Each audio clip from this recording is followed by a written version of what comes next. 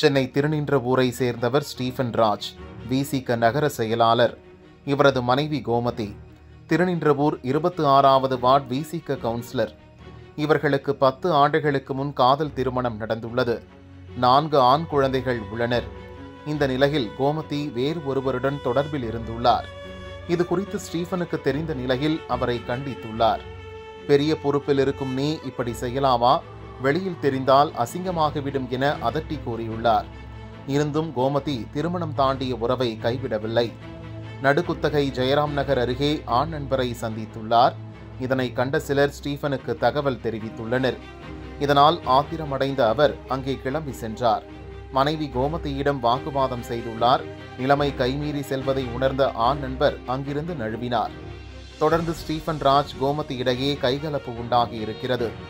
மறைத்து வைத்திருந்த அரிவாளை எடுத்து கோமதியை வெட்டினார் ஸ்டீஃபன்.